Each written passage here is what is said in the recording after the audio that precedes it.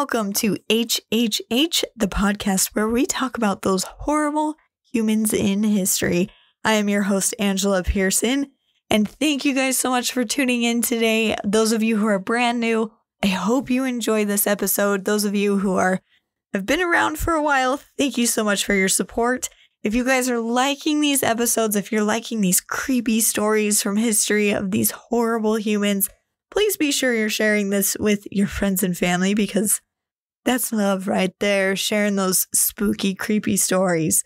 But today I'm excited because we do have a sponsor for our episode. So this episode of HHH is brought to you by Ration. Now, we all know that history is full of terrible people, serial killers, cult leaders, and power-hungry dictators who make life hard for everyone around them. One thing we can learn from these horrible stories is that we can't always control what happens around us. Luckily, most of us aren't affected by these horrible humans like the ones we talk about every week. But what about natural disasters or emergencies or things like that? That's where Ration comes in. They provide monthly food storage subscriptions starting at just $25 a month, giving you peace of mind and security. Ration is currently taking pre-orders, and if you order now, you'll get 1 month's worth of free food with savings spread over the first 6 months.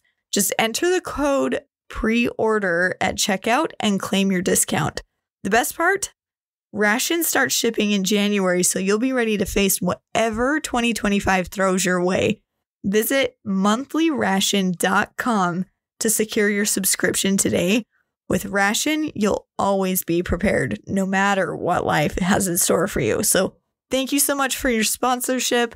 We're super happy to have that. But we're going to jump into today's episode.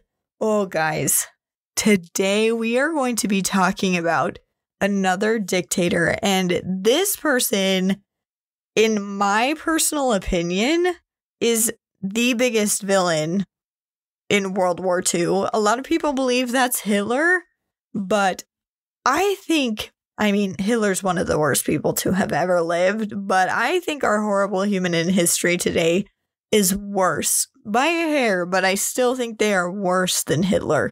Today, we are going to be talking about Joseph Stalin, or should we say Joseph Vissarionovich. I'm going to pronounce his middle name super wrong.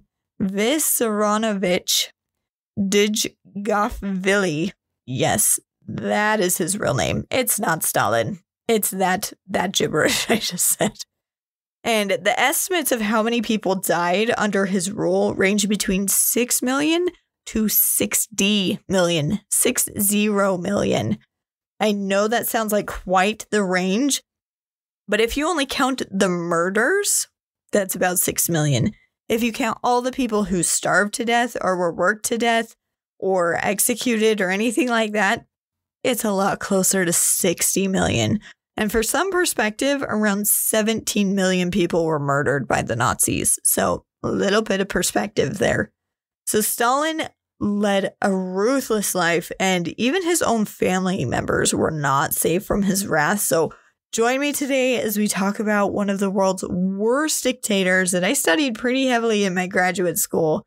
So we are going to talk about a man who once said, quote, "A single death is a tragedy.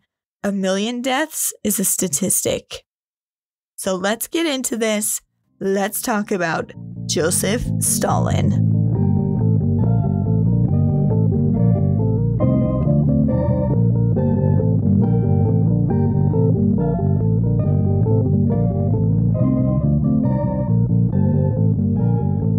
Now, I will forewarn you, with Stalin, we have a lot of information, so I'm going to try and get through this as quick as possible while giving you all the dirty details of this horrible man's life.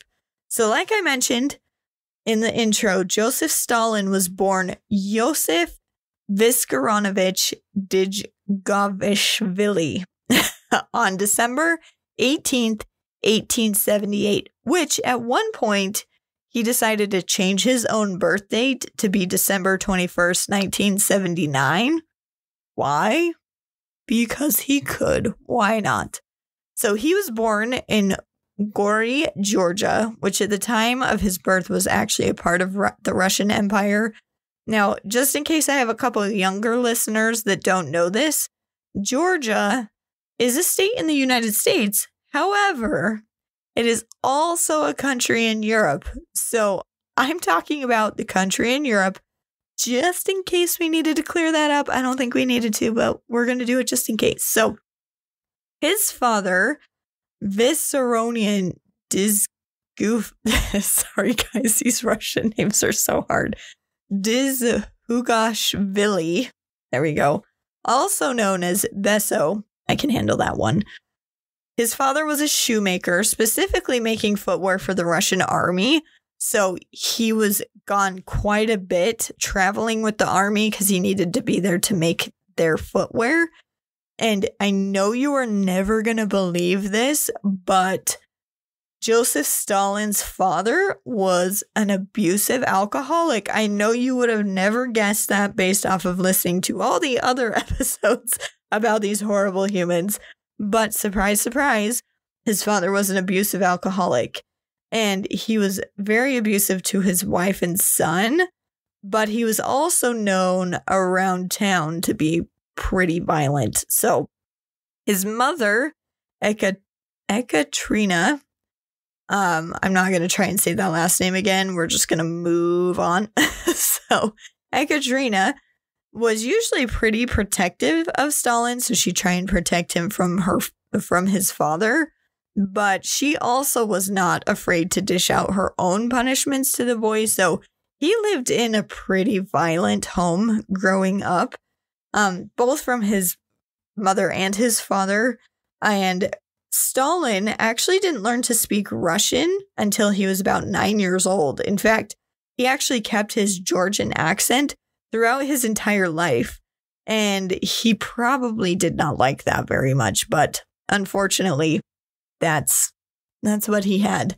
So in 1884, Stalin contracted a serious case of smallpox that would leave his face pockmarked with scars for the rest of his life. This is important because if you see any photos of him or drawings, his skin looks flawless, but it wasn't. There is one photo, well, it's a video that you can actually see all the pot marks in his face, and it was actually pretty bad. And not to mention that Stalin only grew to be 5'4". That means I myself was taller than Stalin. He was very self-conscious of his looks and his height. Like he even would stand on some platforms if he was standing next to people, or wear thicker-soled shoes so he appeared taller. It's crazy to me that I am 5'4.5" and he is shorter than me. That is just nuts because of all the stuff this guy did. You would imagine he was this really tall, like, imposing figure. He was not. He had a pot-marked face. He wasn't very great looking, and he was short. So, like many of our horrible humans in the past, Stalin was raised surrounded by violence, not only in his home, but in Gori, the city that he grew up in. It was very common for people to organize street brawls as a pastime. Like, the city he grew up in was literally full of violence, and his father was one of those violent people in the towns. So, an event that took place on February 13th, 1892 would actually have a very profound effect on young Stalin. He witnessed the public hanging of two criminals, and seeing this hanging take place was very traumatizing for the young kid, and he would actually start to grow a hatred for the Tsar from that point forward. It traumatized him that much. Another side note, sorry guys, there's going to be a lot of side notes because you need a little bit of context for this historical point. But Tsar Nicholas Romanov's father was leading Russia. So Nicholas Romanov was Anastasia's dad. So it was her grandpa that was leading Russia at the time that this hanging took place. and he would die 2 years later. So Anastasia's dad would take over in 2 years. Just a good side note to see where things are in history. So Stalin attended a church school when he was young, and he actually excelled academically and even sang in the church choir. He was well known for his voice. His teachers were always impressed at how intelligent he was and how strong his memory could be. In 1894, he actually graduated 2 years earlier than he was supposed to. And at the ripe old age of 15, he was awarded a scholarship to attend a theology. Oh, I'm struggling. Sorry, guys. Theology seminary in Tiflis, the Georgian capital city. So Stalin had some really great passion about his studies. Unfortunately, when he went to the seminary, what he was studying was technically, quote unquote, illegal in the seminary. He wasn't supposed to be reading it. He had deep passion for studying the writings of Marx and a man called Engels. If you haven't heard of Engels, he likes communism as well as Marx. So he was deeply interested in their writings and studied that. And he eventually declared himself an atheist and a Marxist and joined the Russian Social Democratic Labor Party, or RSDLP. Because of his Marxist leanings, he actually would get expelled from the seminary in 1899. And as all of our horrible humans in history do, Stalin adopted a revolutionary name called Koba. So he changed his name from that horrible, awful one that I can't pronounce, that we're not going to try and pronounce, to Koba. Koba was actually Russia's version of Robin Hood. So he saw himself as Russia's Robin Hood. So this guy really saw himself as the hero of Russia. And don't worry, he would change his name again. And this time, I think it's even worse the next time he changes it, but I'll tell you why later. So for 2 years, he would work as a clerk for the Tiflis Meteorological Observatory. During these 2 years, he would help other workers form strikes, and he would write articles for revolutionary newspapers. And in 1901, he actually moved to the Georgian coast town of Batumi. The party that he had joined, the RSDLP, actually wanted him to stir up a lot of unrest in the area, so more people would be drawn to their cause. Well, he did a good enough job because he was actually arrested for organizing a strike at an oil refinery. He would spend 18 months in jail and then was deported to Siberia. This was actually really common to send criminals to Siberia at this time, because instead of killing the criminals, they just hoped the Siberian desert would kill them. You know, it's a wasteland of cold and harshness and awfulness, and just it's awful. And so they would send the criminals there thinking they probably wouldn't outlast it. It was just a severe enough punishment.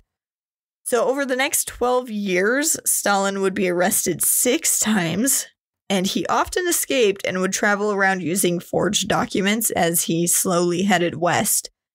He was arrested for the final time in 1913 and was exiled to Turkhansk. Yes, that's how you say that. Basically, that was the worst and most inhospitable part of Siberia. It's like the worst place you could be sent to. And he lived there for 4 years. Like I said, they wanted the Siberian wasteland to kill their criminals for them, but they did not kill Stalin.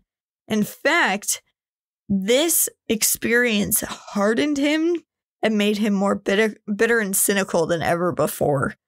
So in 1906, Stalin would marry Kato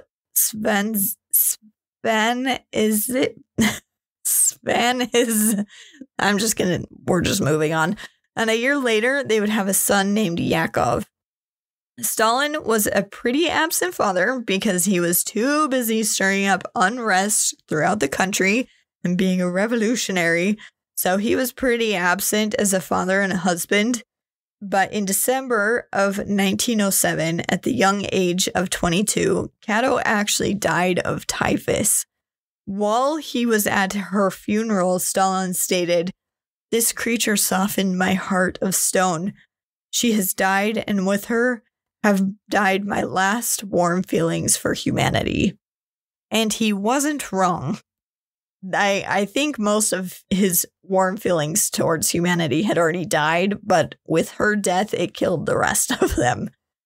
So, in 1907, in December of 1907, that's when Cato would die. And he actually abandoned his son completely at this point. He just left him with his in-laws and basically didn't have any communication with him until he was an adult. And spoiler, later on, eventually Stalin would have most of Cato's family arrested and executed, including her brother, who actually introduced Stalin to Cato. And that just shows you that no one's safe around Stalin. Even people that cared for his own child, even the people that introduced him to the love of his life, didn't care.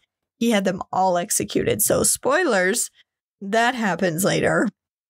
But in 1911, while living in a remote Georgian village, he actually fathered a son by his landlady.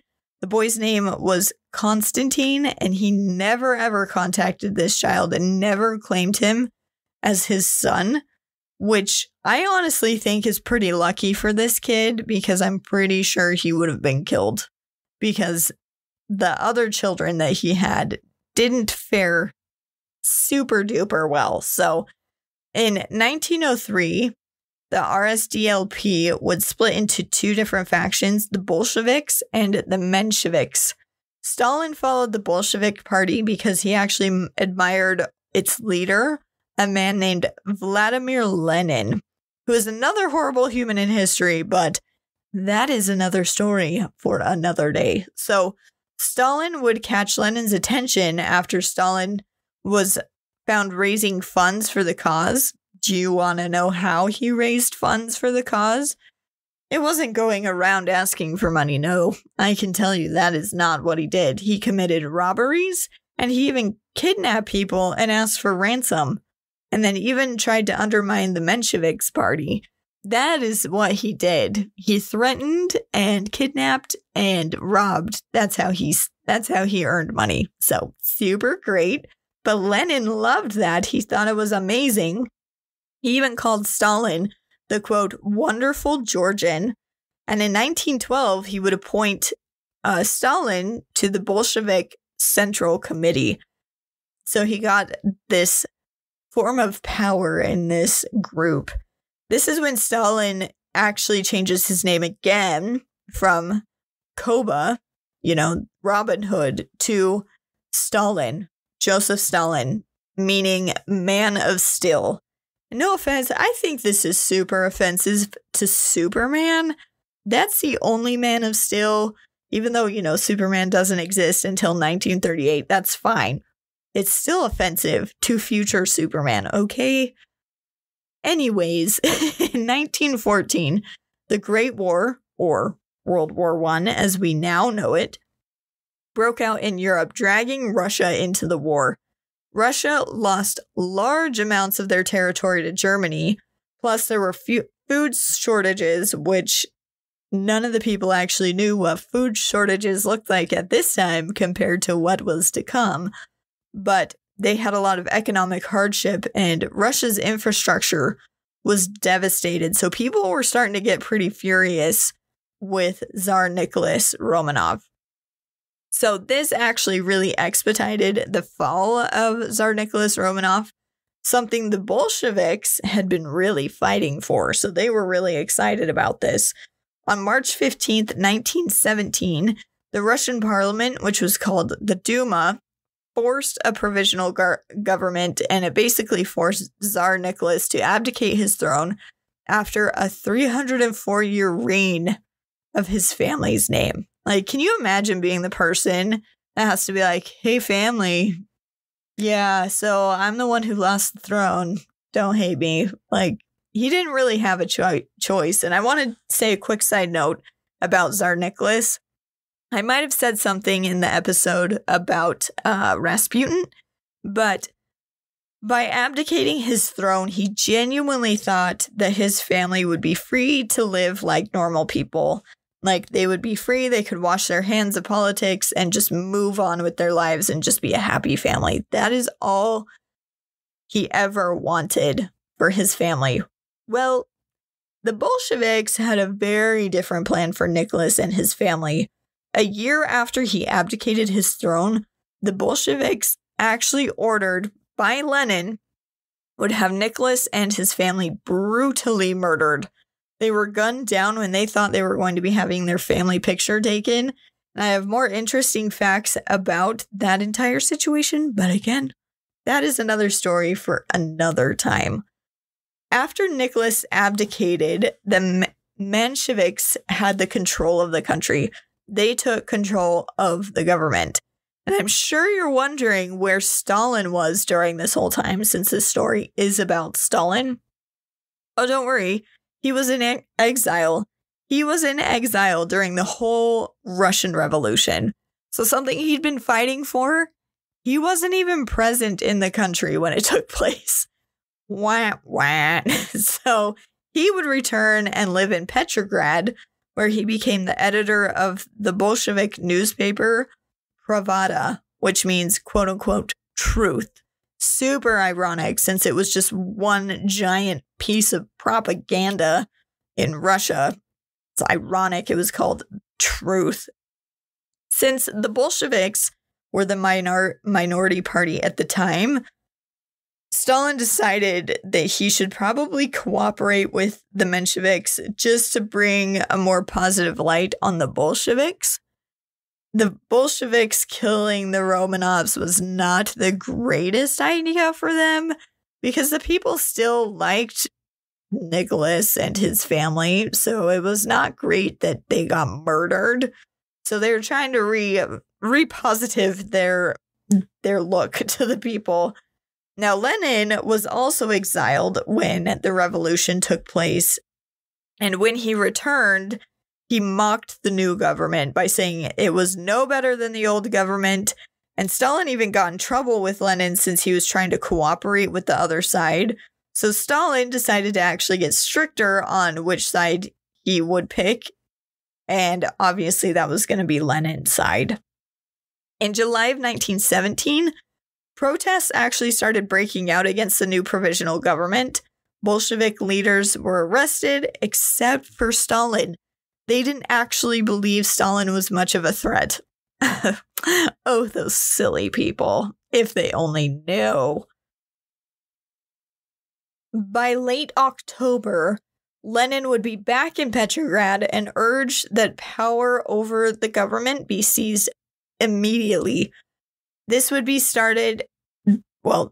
start when Lenin and Stalin started really disagreeing with each other. It was just a little bit at first, because Stalin didn't think that that moment was the right time to overthrow and start a violent uprising, but Lenin completely disagreed, because on October 23rd, there was a vote cast, and 2 days later, Leon Trotsky, who is soon to be Stalin's greatest foe, we'll get into that later, he was in charge of the arm wing of the the movement. He took a bunch of armed Bolsheviks into Petrograd and actually took control of the government. They weren't expecting it, so it was pretty easy to take control over the government. Now, the Soviets were now in charge of the government. Stalin was appointed the People's Commissar of Nationalities. Don't ask me what the heck that means. It sounds fancy, but he was given some significant amount of power with that. And things did not go smoothly for the Bolsheviks. As you can guess, many people kind of had issues with the Bolsheviks just being like, you know what? We want the power. It's our power. So we're just going to take it. So a civil war actually broke out in Russia. Stalin was put in charge of the defense of the city of Tsaritsyn, which was actually later known as Stalingrad. I never put that together, actually. That's why they chose that city to become Stalingrad, because that's the city he defended during the Civil War. Sorry, I never put that together. Fun fact. Now, remember how I mentioned that Trotsky and Stalin would be mortal enemies? I mean, political rivals. Around this time, Stalin actually captured a bunch of Trotsky's supporters. And what did he do with those supporters? Oh, he put them in a leaky barge and left them to drown. And this is a small preview of things to come. The joys of being around Stalin. So, Stalin actually skyrocketed pretty quickly through the ranks of the new Russian Socialist Party, formerly known as the Bolshevik Party. His quick movement upward in the party was all due to Lenin. Lenin really liked him and how proactive he was. And in 1922, Lenin made him General Secretary of the Communist Party's Central Committee, which is a post that gave him a ton of power, and he actually held on to for the rest of his life. But remember how I mentioned Lenin and Stalin would begin to drift apart from each other? Well, just a year after being appointed to this position, things would sour very quickly between the two of them. Now, during the revolution, Stalin was promised by Lenin that Georgia, Stalin's hometown and his home country, would be granted autonomy. But Lenin took that back pretty quickly. So from 1918 to 1921, Georgia actually had been ruling themselves. But in 1922, Lenin said, enough. You need to be a part of Russia again. We're taking you back. Strangely, though, Lenin was the one who wanted it to be a peaceful, bringing Georgia back into the fold. It was Stalin who wanted to come down really hard on them. He had all the leaders of the Georgian rebellion executed. This, again, would just be the beginning of the executions that he would order. Now, when Lenin found out about these executions, he was pissed at Stalin for these actions. In addition to these actions, Stalin and Lenin were disagreeing more and more about the direction the country should be taken.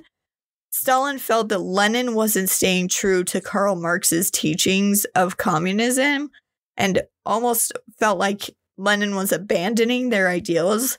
Now, Lenin had realized at some point that the economic structure of Marx and communism couldn't actually work.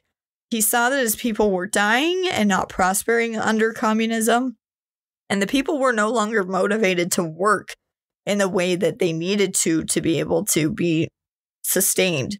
So he actually reintroduced a little bit of capitalism into the economy to try and re-stimulate it and to get it working again. Most people don't actually know about that in school, but Stalin was pissed at Lenin for not holding to the pure form of communism. So they were starting to really split in that sense. But Lenin, to his credit, I will say that Lenin seemed to genuinely care about the people, because when he noticed that things weren't going well, he shifted and made adjustments. Stalin just didn't care if people died. He was fine with it. So in late 1922, Lenin actually suffered the first of a number of strokes that severely impacted his ability to run the country. After his stroke, his hatred for Stalin would grow even worse, and he was quoted in a November newspaper after his stroke saying, "Stalin is too rude. This defect becomes intolerable in the Secretary General. That is why I suggest the comrades think of a way to remove Stalin from the post and appoint another man in his stead." Just before Lenin actually died, he would tell people that Stalin was way too dangerous to give any kind of power to, that he should not be allowed to replace him if anything happened to him, that Stalin was just way too dangerous and he would be really bad for the country. Well, spoilers, Stalin would replace him. They wouldn't listen to Lenin. So the main thing that turned Lenin off about Stalin was when Lenin was in the hospital. Stalin actually called Lenin's wife and berated her and called her all kinds of names for feeding Lenin bad information about Stalin. And he even called Lenin's wife a syphilitic whore. Lenin was so outraged with the way Stalin had treated his wife that some people even think that the stress of dealing with Stalin is what led to the death of Lenin 10 months later in January of 1924. He died on January 24th, 1924. This is when Stalin would make his move. And it wouldn't be aggressive. It wouldn't be seizing power with force. Oh no. This man was playing chess while everyone else was playing checkers. He seriously was so subtle with the way he did this. What he did was he actually planned the entire funeral for Lenin, put himself as the chief pallbearer, and started spreading propaganda that he was meant to carry Lenin's legacy forward. He turned Lenin basically into a god and renamed Petrograd to Leningrad, and basically made it so if you denounced Stalin in any way, you were actually denouncing Lenin. So very, very sneaky, because once all the people were like, oh yeah, I mean, he's supposed to be the next one, there wasn't a lot that his competitors, Trotsky, could really do.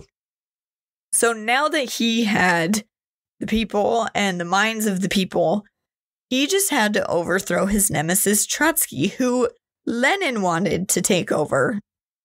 So all the power needed to become Stalin's, and the only way to do that was to get rid of Trotsky, the only other competition he had. So he forced Trotsky to resign as the People's Commissioner of War. This is when it actually started to get pretty deadly to speak against Stalin. If you said anything against Stalin, death would come pretty quickly.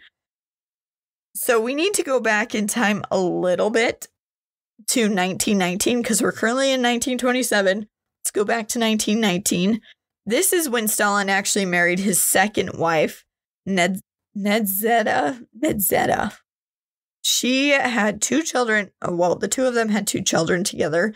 A boy named Vasily, born in 1921, and Svetlana, who was born in 1926. Now, fast forward, we're moving up to November 8th, 1932. So it's been a while since they've been married. Stalin and Nadzia, I was saying this perfectly fine earlier. Nadzia were hosting a party celebrating the 15th anniversary of the October Revolution. The couple was known to fight a lot, and this night was not different. Nadzia accused Stalin of being inconsiderate towards her. And I mean, he is a ruthless dictator, so I don't know what she was expecting. But he, being the sweet, humble husband that he was, he decided to humiliate her in front of their guests by flicking cigarettes at her and referring to her as, hey, you. He sounds super PG. What a great husband. Well, Nadia thought so. That night, she would end up committing suicide, and the servants actually found her the next morning with a gunshot wound to the head. After Nadzia's death, though, Stalin became even more ruthless than he did before. So he must have cared about her a little bit, because he did become even more ruthless.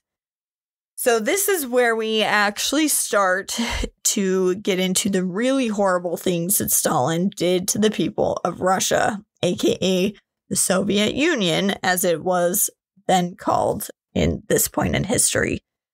In 1929, Stalin ordered the collectivization of agriculture. Basically, what that means is he stole farmland from peasants who had been running them. He stole all the food, and now it was all state-owned, and anyone who lived in that village would be forced to run the farm. Even if they didn't know how to use the farm stuff, even if they'd never dealt with animals or anything. So all the equipment was getting ruined. Like, no one actually knew what they were doing because the farmers had been forced off the land. Stalin called the farmers the kulaks and ordered any who resisted giving up their farms and their land to either be exiled, imprisoned, and more than likely the third option, which is executed. And Stalin even denounced the kulaks, I literally just said it, the kulaks, and told his followers that if you stumbled upon any of them, they were to be shot on sight or departed to the gulags in Siberia, which we will talk about those gulags in a second. So once the farms were all made into collective farms, quote unquote collective farms, they filled them with workers. Oh, I'm sorry, I misled you. These were not voluntary workers. These were forced laborers, like I mentioned. They had no clue what they were doing. They weren't farmers, but they were forced to be farmers. And they were set to meet very strict quotas of food, which were all beyond anything that could actually be produced on these farms. But that didn't matter. If these collective farms could not provide, they were blacklisted. And everything, I mean everything, food, livestock, supplies, everything was cut off, and they were no longer allowed to trade with anyone. And during this deal, the Ukrainians suffered the most under these restrictions. They had a high grain quota that they were supposed to meet, and if you did not meet the grain quota, they would take everything, including seeds for the next year. They confiscated everything. The people of Ukraine were forbidden to even leave Ukraine to find food elsewhere. They were basically just told that they got to starve to death. In fact, anyone caught with so much as a handful of grain was liable to be punished by death. By death. Over 10 million people died from starvation because of these policies. And 3.9 million of those people were Ukrainians. This collective farming was a disaster for the Russian people. And I mean the people of the Soviet Union. It was a disaster. So many people starved to death. And it was known as the time of, quote, killing by hunger by the Ukrainian people. They knew they were being purposely targeted and purposely starved to death to get rid of them. And that's kind of what it seemed like. So I don't think they're making that up. It was pretty targeted. And fun side note, Lenin had actually tried collectivization, but actually realized pretty quickly that it didn't work and that his people were starving. This is what I was talking about. When he noticed that something wasn't working, he was pretty quick to try and correct it to help his people. So he noticed that his people were starving, so he started to correct that mistake and give the land back to the people, and it became more productive instead of being owned by the government. Well, Stalin changed his mind once he took power and took it all back, and in 1928, all the land was confiscated and owned by the state again, and anyone who resisted was put to death. Yeah, super great. So the collectivization of farms caused mass economic problems. Farmers would actually abandon their work and move to the city, where Stalin's focus was actually on because he was trying to industrialize everything. So while the peasants were starving to death, Stalin had actually exported tons of food, like not just like the exaggerated tons, but literal like heavy tons, actual tons of food to help industrialize his country. He became hyper-focused on this and even said that the Soviet Union was 100 years behind other countries technologically, specifically the United States, his new rival.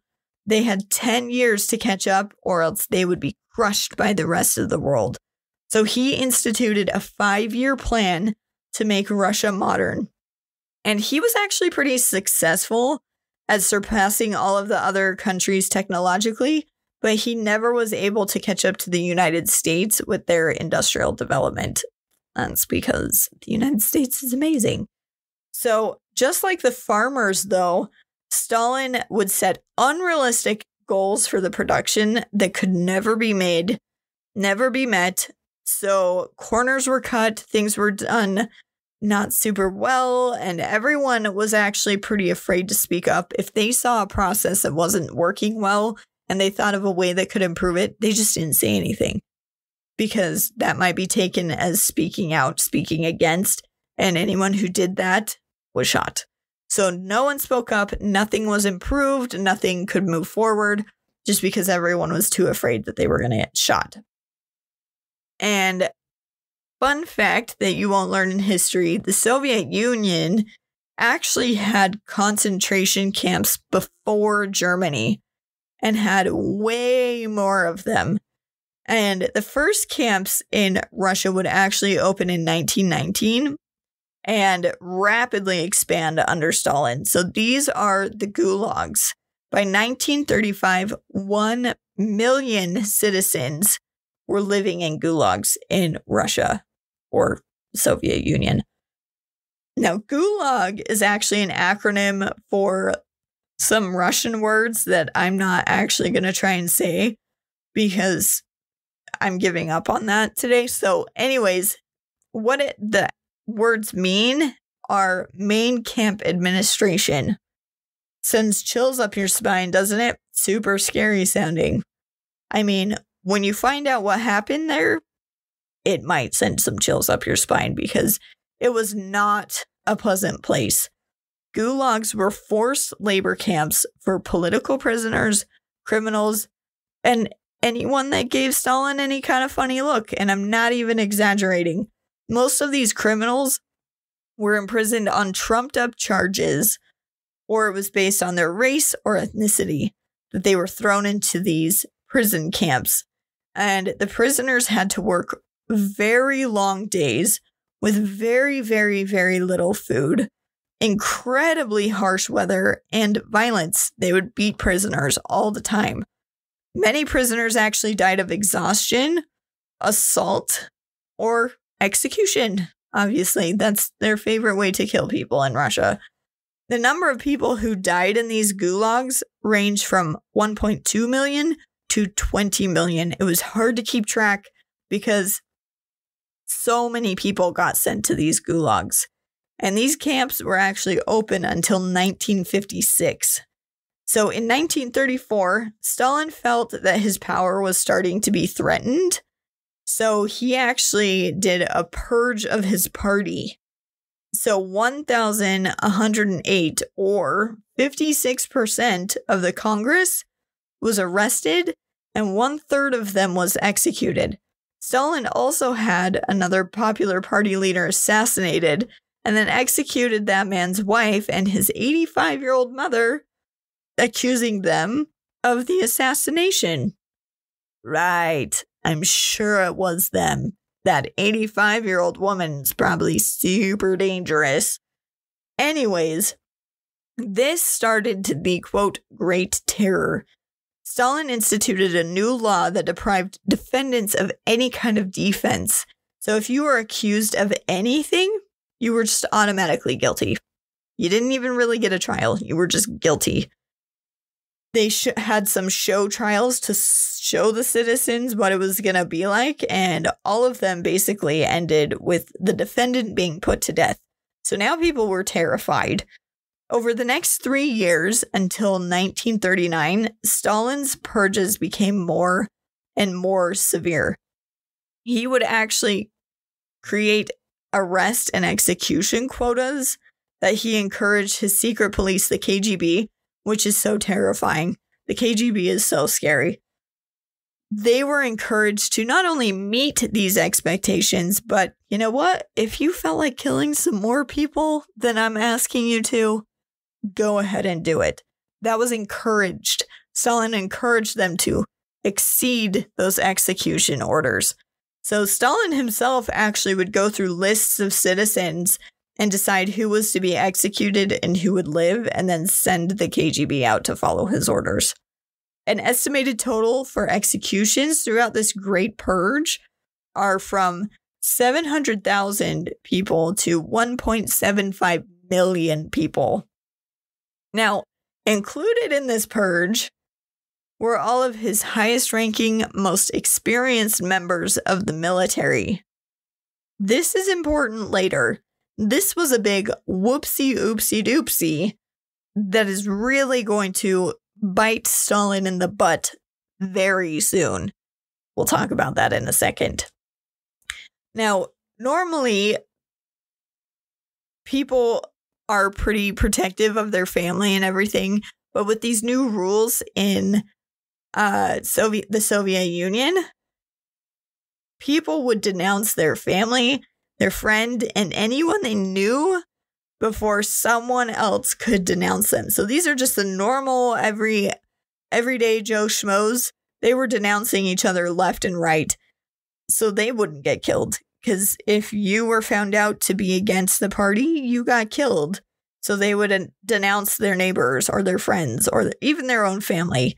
But usually what happened after denouncing others to the KGB, they too would be denounced by someone else and then end up getting killed. It was just this never-ending cycle of just people constantly getting killed. Now, literally everyone was afraid of being killed at this point or sent to a gulag. The only person in the entire country that had no fear and could sleep safely and warmly in his bed was Stalin himself. He was the only one who didn't have to worry about being murdered. So, even the people closest to Stalin would slowly be purged. And Stalin would even have their faces removed from photographs as they were purged, aka murdered. And you can see that there's historical proof of, there's a picture where it's him and all of his followers, like his closest circle. And like over time, it slowly shrinks, like each person slowly goes away until it's like just him in the room. It's made fun of nowadays, but that's genuinely what was happening. He was removing people from history too. Now, it's important to note that at this point in 1939, there was another powerful dictator pushing the world closer and closer to war. Who might that be? Oh, just our evil little friend Hitler. As Stalin watched Hitler's power grow throughout Europe, he started to become very nervous for his country's safety. So he actually struck a non-aggression pact with Hitler, saying that neither of them would start a war with the other. We would stay away from each other and not bug each other. And this gave Stalin some confidence that he would actually have time to rebuild their army, because it was pretty devastated from the civil wars. All of their military equipment were still like World War I military equipment. It hadn't gotten better since then. So he thought he had plenty of time to rebuild this army. Well, Hitler lied. He did not have that amount of time. After Hitler had blazed through the rest of Europe, he looked east for his next conquest. Stalin, however, was blissfully secure in the thought that Hitler would never, ever go back on his word. Oh, Stalin, you dummy. On June 22nd, 1941, Hitler attacked the Soviet Union. To the shock and horror of Stalin, it only took the German troops a month to make it 100 miles outside of Leningrad. Only 4 days after the attack started, over 400,000 Soviet troops were trapped by the German forces in Minsk. It seemed that Germany would be in Moscow within the month. Finally grasping the severity of the situation, Stalin did what all great leaders do in situations that are tough like this. He fled to his room and locked himself in there to have a good cry And I'm not exaggerating. That is exactly what he did. He ran away to his house, locked himself in his bedroom, and just was like, woe is me. He literally said, quote, everything's lost. I give up. Lenin founded our state and we've screwed it up. Hold the phone, sir. There is no we in this. This is all you. You were the one who signed this thing. You were the one who destroyed all of your people. No one else. There's no we in this screwing it up. It's only you. Now, the government in the Soviet Union came to a screeching halt because no one dared to do anything in his absence. No one could sign any paperwork. No one could give any orders. Nothing could happen because Stalin was gone. And everyone was way too afraid to do anything. This would have been the perfect time for someone else to swoop in and take over the government, but nobody did. He just sat in his room and cried, and no one came in and swooped in to take the government over. Now, some historians believe that this was a ploy to pull out people unloyal to Stalin, like it was intentional. But I genuinely think he was just having a mental breakdown because he couldn't handle the fact that Germany might take over their country. So I think he was genuinely having a mental breakdown. But that being said, Stalin was convinced to come back and take the reins of the government again on June 30th, and he reluctantly does so. By September of that year, Kiev was overrun by the Germans, which is a city that was vital to taking Moscow. So you had to take Kiev before you could take Moscow. And they had taken Kiev. So Stalin actually never evacuated the city of Kiev. And that went against all the advice his advisors were giving him. So more than 500,000 people were either killed or taken prisoner by the Germans, which means they were probably eventually killed. So get this.